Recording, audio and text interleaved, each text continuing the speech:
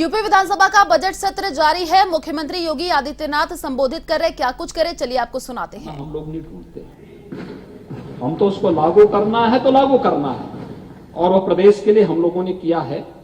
प्रदेश के अंदर इन सभी कार्यक्रमों को हम लोग नए तरीके से लेकर आगे बढ़ा करके सबका साथ, सबका विकास, सबका विश्वास और सबके प्रयास के साथ उत्तर प्रदेश की 25 करोड़ जनता के जीवन में व्यापक परिवर्तन करने के लिए सरकार पूरी ईमानदारी और प्रतिबद्धता के साथ इस कार्यक्रम को आगे बढ़ा रही है। महोदय, हम लोगों ने विगत 6 जो बजट प्रस्तुत किए हैं, भारतीय जनता पार्टी नेतृत्व की सरकार ने पहला बजट 2017-18 में हमने प्रस्तुत किया था, वो हम लोगों ने प्रदेश के अन्नदाता किसानों को समर्पित किया था। आपने देखा होगा, अन्नदाता किसानों के कर्ज माफी के कार्यक्रम को सरकार ने आगे बढ़ाया था। सफलतापूर्वक इस कार्यक्रम को आगे बढ़ाने के बाद 2018-19 का बजट हम लोगों ने प्रदेश के औद्योगिक विकास को और इंफ्रास्ट्रक्चर डेवलपमेंट को ध्यान में रख करके हम लोगों ने प्रस्तुत किया। 2019-20 का बजट हम लोगों ने प्रदेश के अंदर मातृशक्ति को समर्पित किया। यह बजट महिला सशक्तिकरण और मिशन शक्ति के कार्यक्रम को सफलतापूर्वक आगे बढ़ाने के लिए समर्पित था।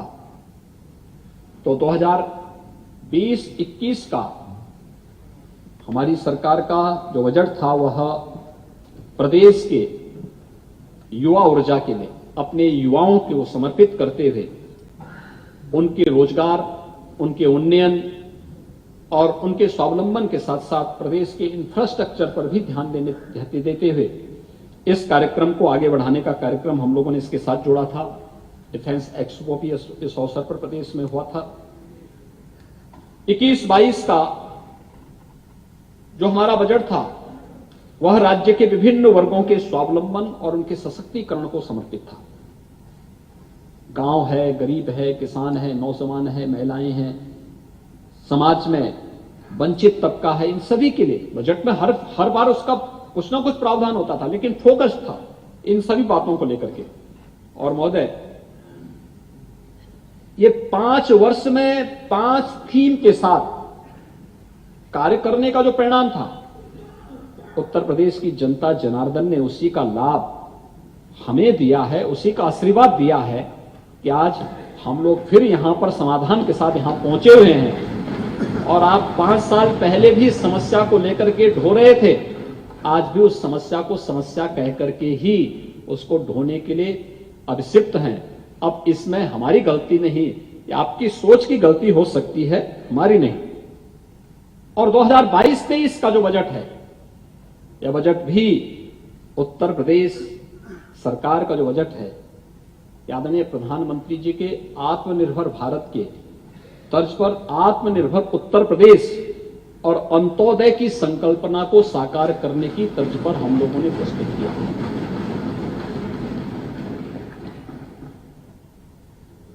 महोदय, मैंने पहले कहा कि 2000 यानी इससे पहले बजट का दायरा हमारा दुगने से अधिक हुआ है।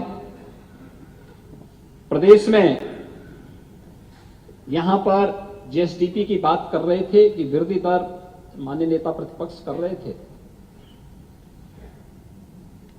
2012-13 से 2016-17 के बीच जो औसत वृद्धि दर थी जीएसडीपी की, वह 12.28% थी, जबकि 2017-18 से लेकर 2018-19 में औसत वृद्धि दर हमारी 13.71% थी।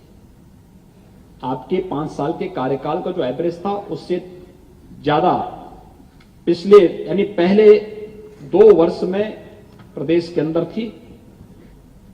कोविड संक्रमण और के कारण पूरे दुनिया में, देश में और प्रदेश में भी आर्थिक गतिविधियों पर उसका असर पड़ा। वित्तीय क्षेत्र भी उससे अप्रभावित नहीं था, लेकिन 19-20, 20-21 और 21-22 में हम लोग इस को उस स्थिति में पहुंचाने में थोड़ी हमारे सामने भी चैलेंज आया था। लॉकडाउन था, एक लंबे समय तक लॉकडाउन के दौरान मार्केट बंद और व्यापारिक संस्थानों में एक कठिनाई आई थी, एक्सपोर्ट रुका था, बहुत सारी चीजें थी। लेकिन पहले 21-22 का जो प्रथम त्रैमास था, इसमें जो मैंने पहले ही बताया कि हमारी जो वृद्धि दर थी वह 19.6% रही है। और ये चीजें बताती हैं कि उत्तर प्रदेश एक सही दिशा की तरफ आगे फिर से बढ़ चुका है और यह प्रदेश के अंदर प्रदेश की एक नई तस्वीर को प्रस्तुत करता है, दिखाता है कि उत्तर प्रदेश संभावनाओं वाला प्रदेश था। जो पोटेंशियल उत्तर प्रदेश के अंदर है, उस पोटेंशियल को भारतीय जनता पार्टी नेतृत्व की सरकार ने ईमानदारी के साथ जमीनी धरातल पर उतार करके प्रदेश के हर तबके के हितों के लिए कार्य किया।